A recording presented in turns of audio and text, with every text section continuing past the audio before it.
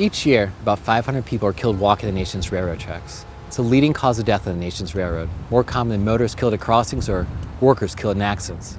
Since 1997, more than 13,000 people have been injured or killed in what is officially known as railroad trespassing. Yet these tragedies receive little attention, and little is done to prevent them. In May, on the tracks behind me, 14-year-old Cam Vennard was fatally struck by an Amtrak train as he was trying to reach downtown Kirkwood. It seemed normal.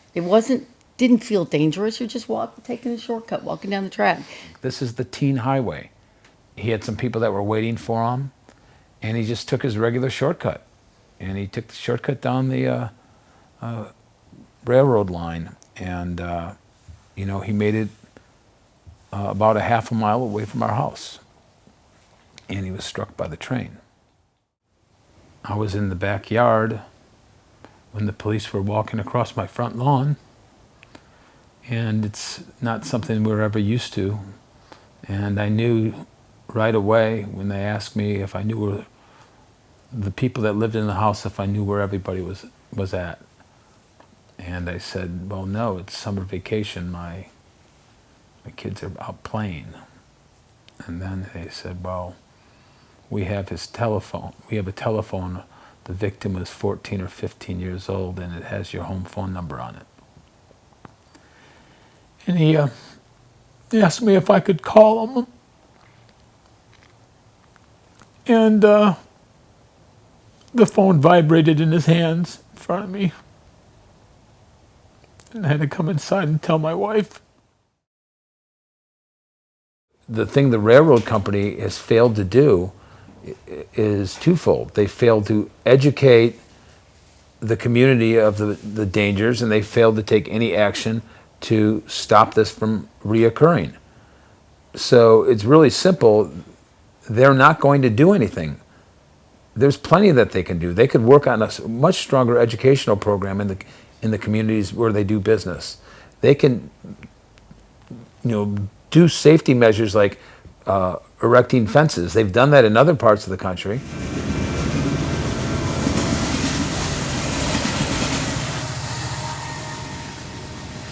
Railroad companies have been reluctant to install fences in other communities. But here in Villa Park outside Chicago, a teenage girl was struck by a train in 2006.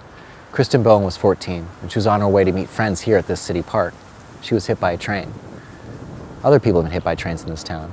But this time, a classmate of Kristen's started a fundraising campaign to install a barrier. That led city officials and railroad officials to agree to put up this fence. So this fence is, this is all along here. What's good about this is you have the pool here, you have the skate park, there's a junior high. So this was a big cut through for the kids to go through. And now with the fence up, we don't see anything. We monitor it. In the beginning, we had some people doing some damage to the fence where they can get through, still try to get through. But we just sent people out here and watched for them, and we made some arrests, and we have a zero tolerance policy. So anytime we caught anybody on the tracks, regardless of what it was, we always are writing tickets. Obviously, we can't stop everybody from everything that they want to do, but we can at least slow them down. Hopefully, give us some time to get here if somebody's over there. And we created a lot of awareness with the village and with the residents. So if they see people on the tracks, they call us. Foot traffic is not evenly dispersed across the tracks. It's focused on hot spots, places where people cross regularly, such as this one here in Kirkwood. Cam Vennard's former classmates use this one every day to get to and from their middle school. In Castlewood State Park, people walk across this trestle high above Kiefer Creek. Trestles especially can quickly become dangerous because you can't just step out of the way. In 1999, a young mother and son were tossing rocks into the water below. An Amtrak train bore down. She ran to Dylan. It took a second or two to run to Dylan. Got to him, but by the time she got to him, there was nowhere for her to go to avoid the train. It was either jump off, there was no catwalk along the side of either side of the trestle. So she must have had the horrible decision of, okay, now what? All this in a fraction of a second. And apparently held him out over the edge and took the blow of the train on her. So she was, we think, and by reports, killed instantly. And Dylan was then dropped or thrown down 35, 40 feet to 6 inches of water.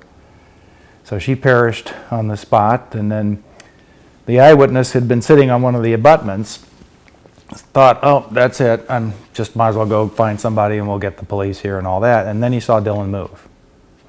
So he saved Dylan's life.